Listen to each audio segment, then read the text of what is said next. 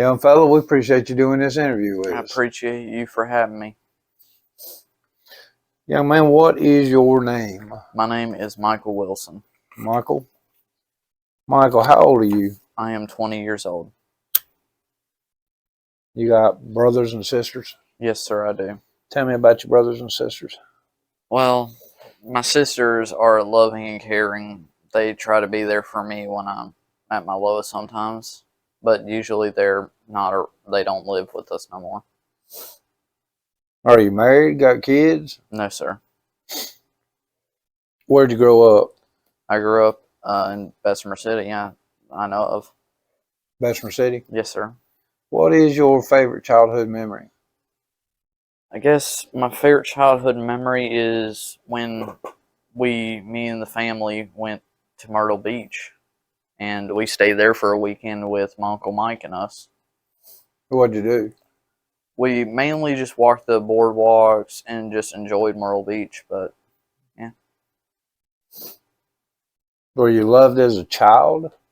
I believe I was. Mm-hmm. Both my parents tried to be there for me and give 100% as they did, even though they are not together right now. Your mother and father separated? Yes, sir, they did. Divorced? They divorced. How long have they been divorced? Probably over 10 years now. Are you still in communication with your mother or father? Who you live with? I live with my dad right now. It's just me and him at the moment because my sisters move out to start their lives. And my mother, I have not been in contact with her at all. How long's it been? Over 10 years. And you're 20, so she's been gone since you've been 10? Yes, sir. Michael, what are you afraid of? I guess I'm afraid of being alone most days. Like, just being up in my room, just afraid that there's no one going to be there when I walk out. How would people not be there? What do you mean? Since I'm a shut-in most times, I'm just like that may draw people away. And when I walk out of the room, there's just no one going to be there. Are you a latchkey kid? Sir? Latchkey kid, I think, was a term that come out a few years ago where the parents worked and we had a key to the house. No, I was not. I did not have a key at the time. Mm-hmm. So you weren't left alone while everybody worked and you come in and let yourself in from Yes, school. sir. Somebody was always there. Yes, sir. What do you mean that you're afraid of coming out of the room and nobody being there? What do you mean by that? I guess because since everybody's moved out and for when my dad passes, it's just going to be me. And that's a scary thought because I need to get my life started and I need to get off these habits. What kind of habits have you got? Of just staying on the game and all that. Yeah. So you're thinking that you're running out of time. It's time to get up on your feet. But it sounds to me like the fear is of losing your daddy. That is my main fear. Mm-hmm. And so you went to junior high school. Are you graduated? Yes, sir. I am graduated. I've been graduated now for 12 months. Tell me about your childhood. What would you like to know? Well, how'd you grow up? I mean, active in sports? No, I just spent most of my days trying to get through school because I just was not that good at school when I was growing up. Talking about grades and stuff? Yes, sir. I struggled in school most days. You play outside a lot? No, sir. So you pretty much kept yourself inside. What did you do inside as a typical day? Played games. That's mainly it was. Right. What's your typical day like now? Mainly trying to go for my license and talking to my dad most days and just being on the game. That's it. So your typical day, mostly throughout a week, is playing on a game? Yes, sir, it is. What kind of game you play? I usually play For Honor and stuff like that. Do you have any friends? On Xbox, I do. On Xbox? Yes, sir. Have you ever met any of them? Yes. In person? Yes, sir. Oh, good. So, other than outside of Xbox, you don't have friends? No, sir.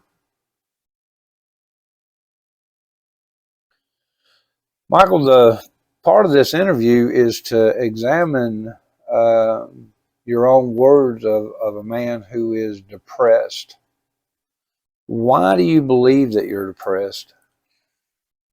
I guess I'm depressed most days because when I was living with my mother, I was abused and locked in a room for a week without food by her boyfriend, Mitch, at the time. And I guess I've grown depressed because I feel like I'm alone because of that. That week I was there, it felt like an eternity. It was just being alone in a room for a week. It made me feel like I wasn't loved at the time. So what does depression feel like? Depression for me feels like being alone. Just no one's there, no one loves you, just no one cares about you.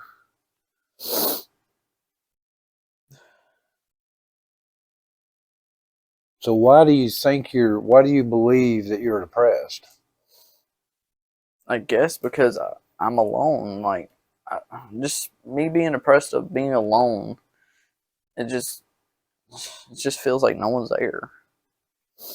Even though you're there with your dad, Yes, sir. do you feel like your daddy loves you? I do, but there's those like dark thoughts in your head that you just don't think they do. What kind of thoughts do you deal with?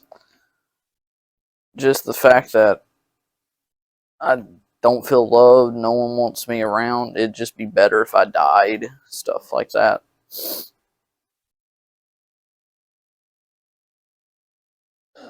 What do you think causes the depression? Or what do you think is causing the depression now? Now, I guess because I'm a shut in, it just makes me feel like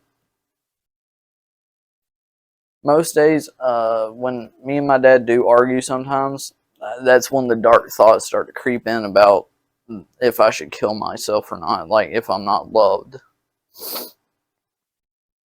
Well, you know that the fact that your daddy would correct you is a proof of love. Correction is a proof of love.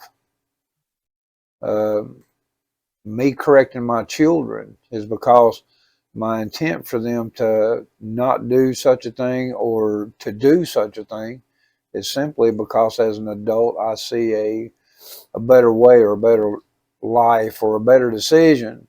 And so I get involved in the argument to make sure that my voice is heard, that this is a better way, that's going to turn out better than probably what you're thinking. So correction is a proof of love. Well, that's what you're feeling like causing your depression now. When did your depression start? Probably when I was living with my mom and I was abused by her boyfriend. That's when it all started. And tell me about that. What do you want to know about it? What you want to tell me? What you saying about abuse? Well, he would beat me because he felt that since I was the only guy, he didn't feel like hitting a woman was right. So I was the only guy at the time, so he felt like it was right to hit me instead. How long did that go on? I don't remember. My mind shut out most of the stuff because of the abuse. So he just like beating on women, and when he didn't have a woman that he felt right to beat on, he beat on you. Yes, sir. And you feel like that's caused the depression? I feel like the whole situation at the time in general, I believe it started when I was around 12 or under. And at that young age, I didn't know. He beat me, and yet I was thinking to myself, what was I doing wrong at the time? At the time, I didn't know what I was doing wrong for him to beat me. What do you mean beat you? What does that mean? He would punch me sometimes, slap me around, put me in a room, just lock the door, The only way I got food was when they went to sleep. Kayla and Kaylee, my sisters, would bring me food. So you didn't eat at the dinner table? No, sir, I did not. How has this affected your life up to this point here? How has depression affected your life up to at this point? I guess it's affected me through the dark thoughts that always seep into my mind, and it's dragged me down to a point where you just think that way all the time. How do you cope with it? Just trying not to think about it most days. Other than that, I just try to avoid it all the same, but it still seeps into your mind that those thoughts are there. Have you ever tried to talk to anybody? No, sir. Besides you, you're the only person I've talked to. You've never tried to talk to your daddy about it? No, sir. Never tried to talk to your sisters? No, sir. Why not? I just don't want them to bear the weight of the thoughts that are in my mind. I just felt like if I kept them to myself, it wouldn't bother nobody.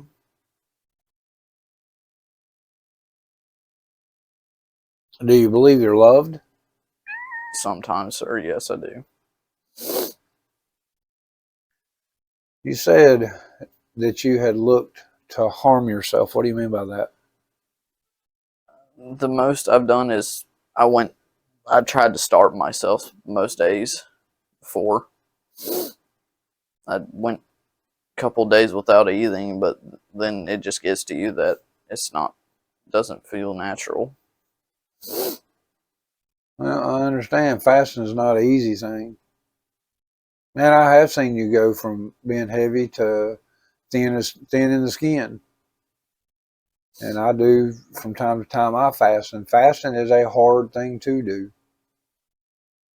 But you're doing it with the intent of trying to harm yourself? Yes, sir, I was. What do you think harming yourself would accomplish? At the time, I was thinking that it would lighten everybody's load. Like, me not being there would make everybody's life easier. Like, if I disappeared, no one would mind it.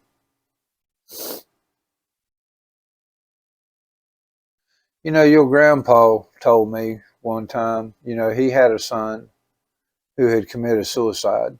He shot himself. And he said that suicide was a permanent solution to a temporary problem. Meaning that what he'd done, he couldn't take it back. He was now dead. But the solution to commit suicide, and the event would eventually pass and he would move on. But there was no moving on at that point. Matter of fact, it affected his entire family. It affected mom and dad.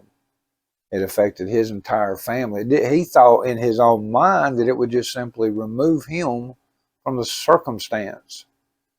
And it didn't. It removed him from our lives. And we didn't get to see him from 20, 25-year-old to now get married, have kids. And that problem would have passed eventually. You know what I mean? But at the time, he couldn't see that. At the time, that was his solution. And it changed every one of our lives. All right, let me ask you this. Looking at it in hindsight, here we are now some 10 years, 12 years, dealing with depression because of something that happened to you at a young age that was out of your control. You had no control of that.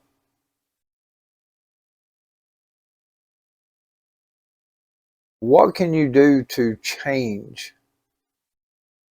What are you willing to do to change the circumstances of dealing with depression for another 10 years? I guess getting closer to my family would be a start.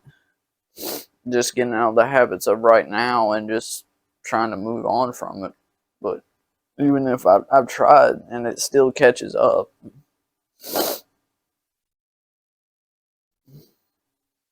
What would be your advice to somebody if you're in the midst of it? I don't know that this question would necessarily fit because you're still dealing with it. If you were to give somebody advice that is going through depression, what would your advice be to them of how to deal with it or overcome it?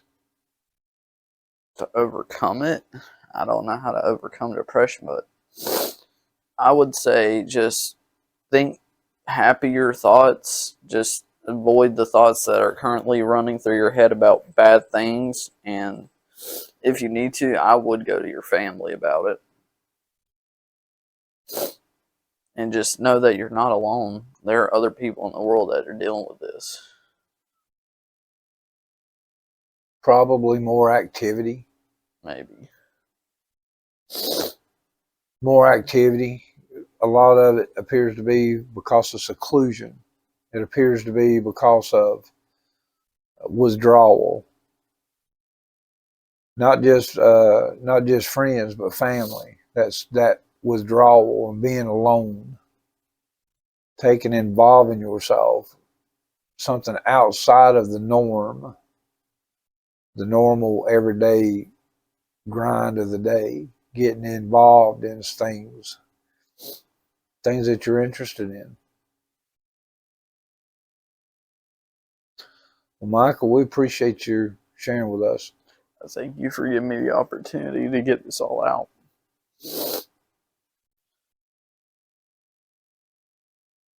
Is there anything you'd like to say? I'd like to say that just know people are not alone in this situation, that there are people like me that have this and it's still going on, and just try to look for a positive in life. How would you find positive in life? I would say turn to family and friends for different outlooks. I'd say take your own advice.